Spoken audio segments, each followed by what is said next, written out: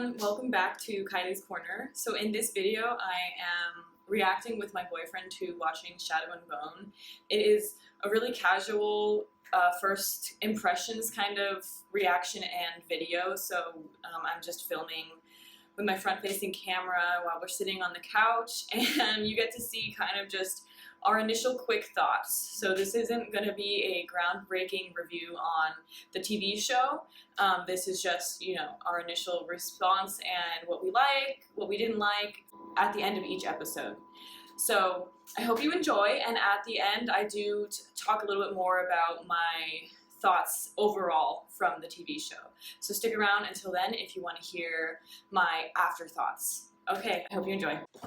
So we just watched the first episode of Shadow and Bone, the series on Netflix, and I like it so far. I, as you know, have read all of the books, and also I've read the Six of Crows series because I knew that some of the cast was going to be in this series, but I didn't know that they were changing the story. I didn't really know how they would put the Six of Crows characters in, so it's interesting because I don't know what to expect in regards to that. Like in regards to the Six of Crows cast, all of it's new for me. So that's been exciting. And I'm excited that they're in the show. But I was telling Andrew that I don't know why they didn't just adapt Six of Crows instead of Shadow and Bone. But I guess we'll see. It's just the first episode. So yeah, those are my thoughts. What about you? It's very good. No, I really like the world that they're building. I think it's really dope. It's giving me like Pirates of the Caribbean vibes because it's like old-timey, but like there's magical elements to it, so like... We wanted to talk about my reaction and then his reaction because he knows very little about this story, so we thought it'd be fun to contrast his thoughts to mine. So, alright, we are going to continue watching. We just finished episode 2. What are your thoughts? It's spicy. It's real spicy. What does that mean? You know what that means. I don't know what that means. I don't know, this is good. From what you tell me, Mal is being a much better person in this, so I'm glad I'm not experiencing Mal being a twat. So. Yeah, so far they've changed a little bit of how Mal is responding to Alina having power, and it's better. And then he also mentioned, I forgot to mention in the recap of the first one, that the cast is diverse, which is really good. I mean, I told him that as it should be, because that's the way the books are written, but like at least they're not casting just, white people. So, what else? Oh yeah, and then both of us are liking the Ketterdam scenes a lot more than like Alina being with the Second Army, so...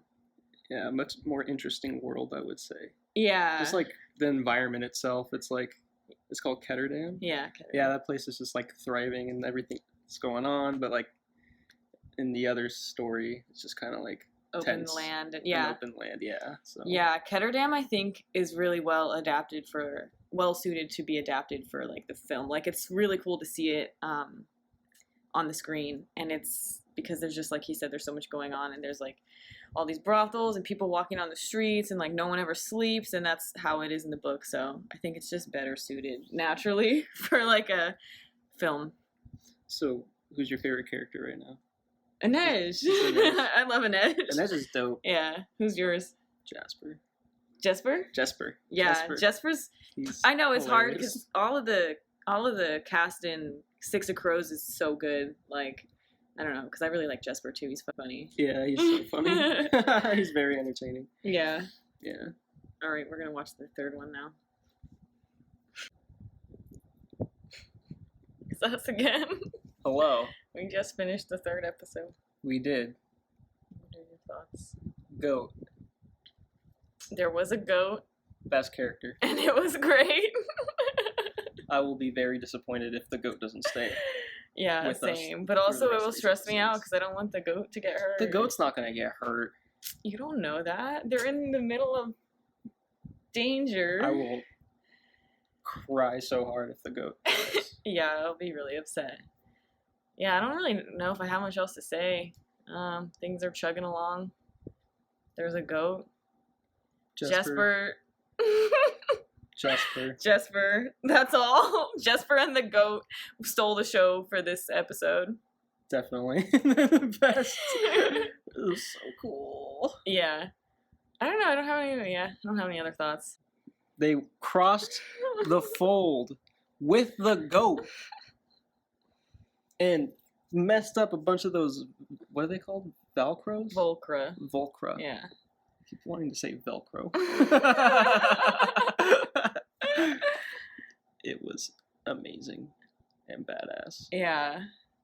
Yeah, I really like how they're like making Kaz and the crew cross the fold because it's of course the job they would take on, but like obviously it wasn't in the books, so it's pretty enjoyable to watch. But I want the rest of the crew here. I'm sad. He doesn't know what he's missing out on, but he's missing out. Well, I'm excited. Yeah. We just finished episode 4, and I don't have that many thoughts. I don't either. I don't know. Things are just happening. I will say that Mal, I already talked to Andrew about this, but Mal is not as bad in this series as he was in the books. I don't know if it's because they're cutting things out to save time or what, but it's a lot more enjoyable to watch him and Alina. But also it makes Alina look kind of more like the bad guy because Mal is out here like basically facing death for her, and she's like, fuck you, Mal. And like starts trying to harness her power and stuff, so without giving him the benefit of the doubt. So yeah, I don't know. Those are my only thoughts. What about you? I miss Milo already. He was the best, and now he's gone. Shout out Milo. Milo's the goat. Okay, bye.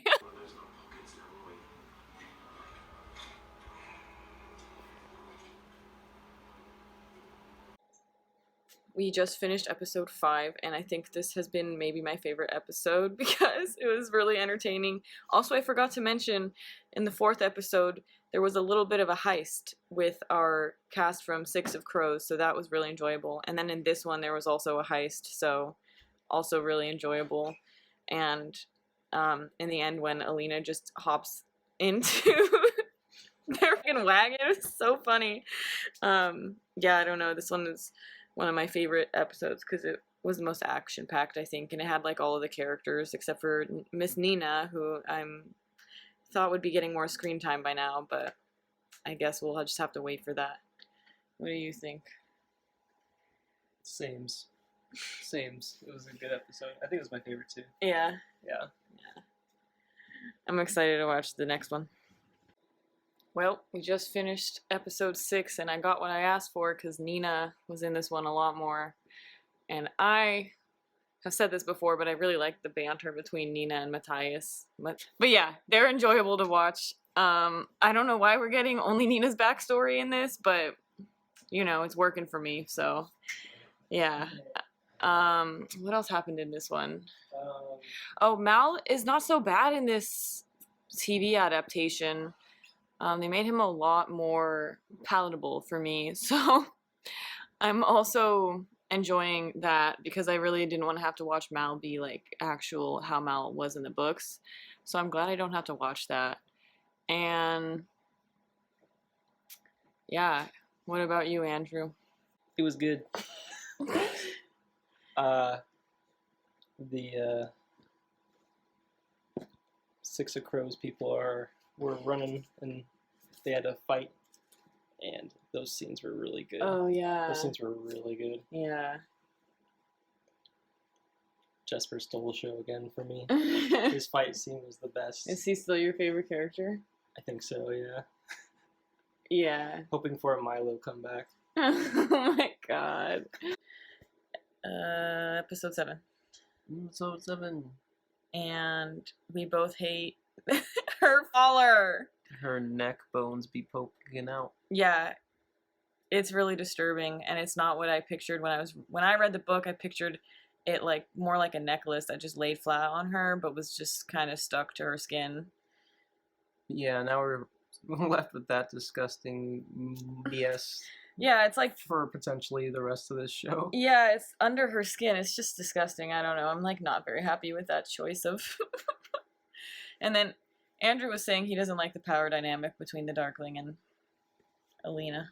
Yeah, I don't know if I like that part of the story. Yeah. Yeah, so I don't know. This episode was but Milo came back. Milo came back.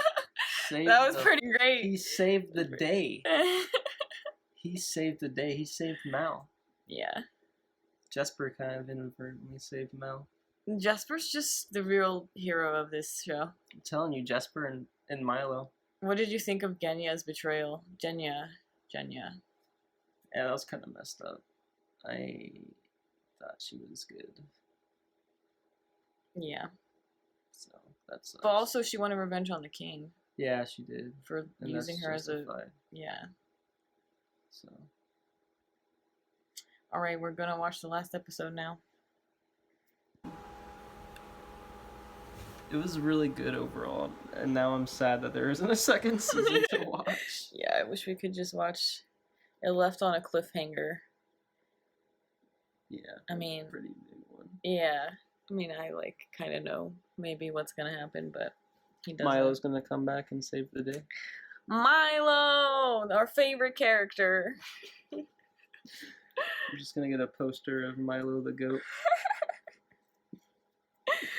Okay, yeah, I don't have much to say. I'm tired. I'll talk more about it later. Same, I'm ready to sleepy. Bye. Okay, so I hope you enjoyed watching the reactions of both me and my boyfriend. As I said in the vlog, I thought that it would be fun to contrast my reactions with my boyfriend's, who has not really, he doesn't know anything about the series beyond what I've told him, so he had very little frame of reference for what the show was supposed to be, whereas I was coming in with a lot more expectations than him. So I hope that you found that interesting. So I hope you enjoyed that. And now I want to talk a little bit more about what I think of the TV show overall. So overall, I will say, now that I've sat with it for a little, I still do really enjoy it. I think that it was fun to watch. And one of my favorite things about it that we talked about a little bit in the vlog, but I want to expand on more here, is that the cast was very diverse. And I actually read in an interview that Leigh Bardugo, who helped with the casting, and she is the author of the Shadow and Bone trilogy, she had said in an interview that she wanted to do a better job with this TV show than she did with the trilogy originally, because she mentioned that she was writing based off of Russia, and so a lot of her characters were white, and it didn't fit with the world around her. You know, she wasn't just around white people in her world, and I think that they did a great job.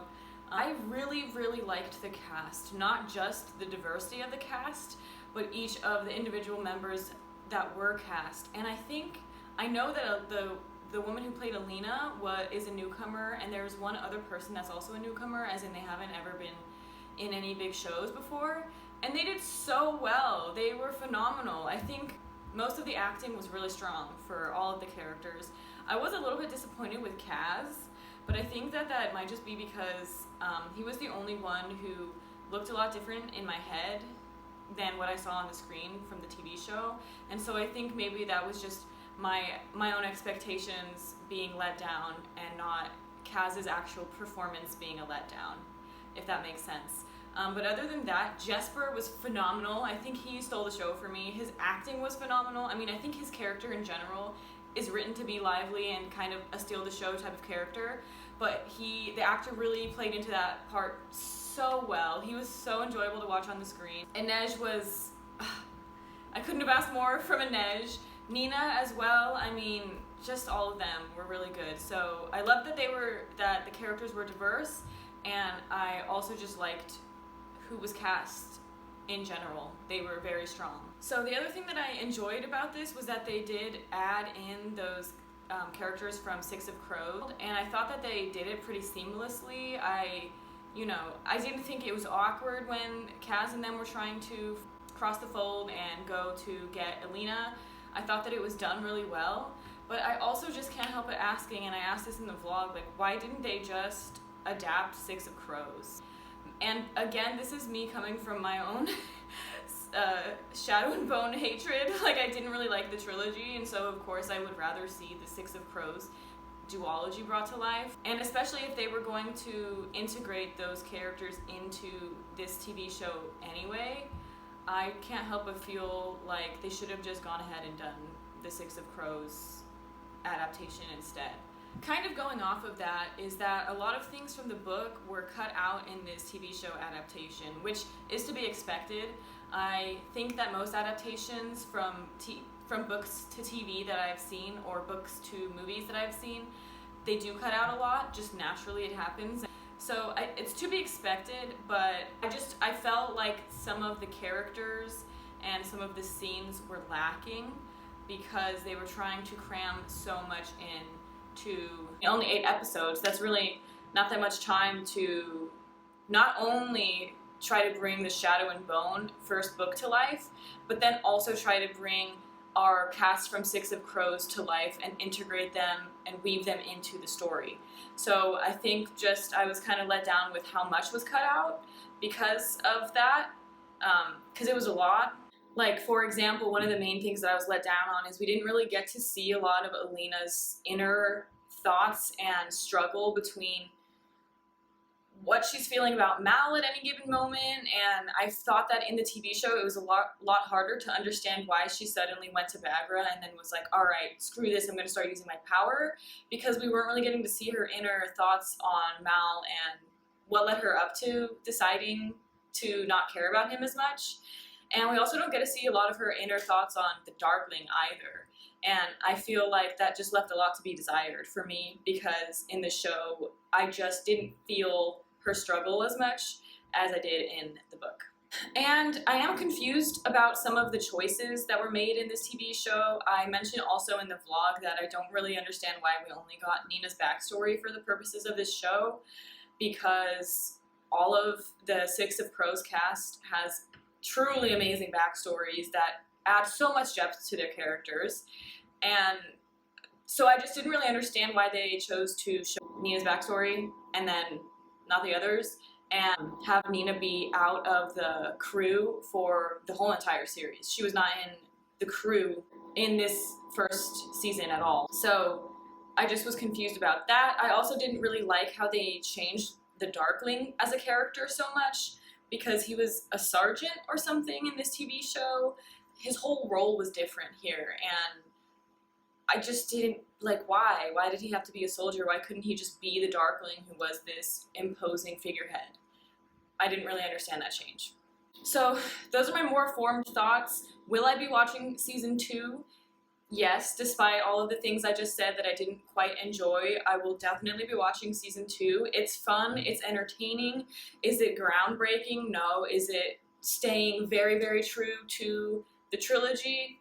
Not really, but you know, it's got a great cast of characters, and the Six of Crows crew is in there, and I adore all of them. I definitely want to keep on watching this show. So I hope you enjoyed my quick little last minute thoughts on the Shadow and Bone TV show, and I hope you enjoyed watching this video as a whole. I am trying to post every Friday, so subscribe if you would like to see more from me, and I will see you in the next one. Bye. Waking up feeling like it's gone.